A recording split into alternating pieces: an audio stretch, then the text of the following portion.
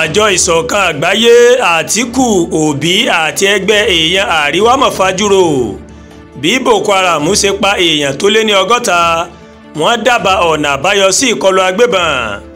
bí ikọ̀ mùjẹ̀mùjẹ̀ Boko Haram ṣe pa èèyàn tó lé ní 60 ní ìpínlẹ̀ Borno ọ̀pọ̀ aráàlú àti ẹlẹ́gbẹ́jẹgbẹ́ òmàlúmà ti fi gbé ta lórí ìṣẹ̀lẹ̀ náà ẹgbẹ́ àwọn èèyàn apá àríwá orílẹ̀-èdè Nàìjíríà ó wá rọ ààrẹ Bọ́lá Tinubu láti kéde ìlú òfararọ lórí ètò ààbò kó sì fọwọ́ sí júwe ilé fún àwọn olórí iléeṣẹ́ ológun lórílẹ̀-èdè Nàìjíríà NENF ó ní ètò ààbò ní apá àríwá máa ń peléke sí i tí àwọn iléeṣẹ́ ológun kò sì wá ọ̀nà àbáyọ nínú àtẹ̀jáde tó fi léde olórí ẹgbẹ́ náà Dominic Alancha ó ní pẹ̀lú bí ìjọba Tinubu bó ṣe ti gbé ìgbésẹ̀ ńlá nípa ṣíṣe àtúnṣe ètò ọrọ̀ ajé ní Nàìjíríà ó tún ní láti gbé ìgbésẹ̀ ńlá mìíràn lórí bí ètò ààbò bó ṣe mẹ́ẹ̀ ní apá àríwá Nàìjíríà NENF ó ní ipò tí ètò ààbò wà ó máa ń burú sí ní apá àríwá Nàìjíríà lójoojúmọ́ ni àwọn jàǹdùkú ó ní wọ́n máa ń kọlu àwọn agbébọn wa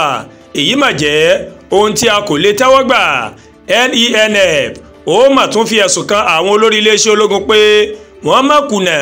láti ṣe ohun tó mà tọ́ pẹ̀lú bí wọ́n ṣe ti gba ọ̀pọ̀ owó fún ètò ààbò inú ń bí wa tí a sì ń béèrè pé kí wọ́n yọ àwọn olórí iléeṣẹ́ ológun lórílẹ̀‐èdè Nàìjíríà kúrò nípò kí wọ́n sì rọ́pò wọn ní kíákíá o ààrẹ ní láti yan àwọn míì tí wọ́n ní òye láti ṣe ohun tó tọ́ ní apá àríwá Nàìjíríà àtẹ̀jáde náà ṣàlàyé gómìnà ìpínlẹ̀ Borno Babagana Umara Zulum ó ti pè fún ìgbanisíṣẹ́ àwọn akọ́ṣẹ́mọṣẹ́ aṣọ́gbó láti ṣe àtìlẹ́yìn fún iléeṣẹ́ ológun ìpè yìí ló mọ̀ wáyé lẹ́yìn tí ikọ̀ agbébọn Boko Haram tó máa ṣekú pa èèyàn 63 tó fi mọ́ ológun 5 ní abúlé Darul Jamal ní ìjọba ìbílẹ̀ Bama ní ìpínlẹ̀ Borno Zulum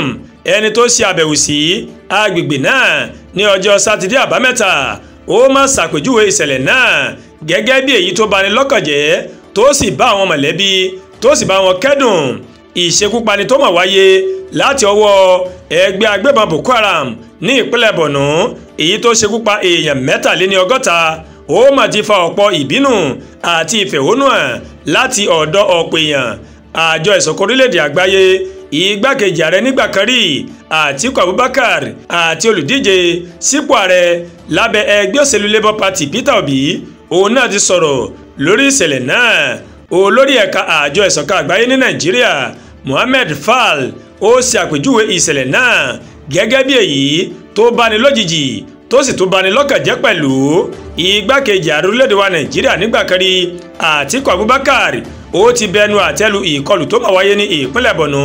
tó sì ṣe àpèjúwe rẹ̀ gẹ́gẹ́ bí èyí tí kò mú ọpọlọ dání o Àtíkù nínú ọ̀rọ̀ tó máa gbé síta lórí ayélujára ó ní orílẹ̀-èdè wa Nàìjíríà yóò túbọ̀ máa jìyà àwọn agbébọn tí wọn kò bá parapọ̀ láti gbé ogun tì wọ́n olùdíje sípò ààrẹ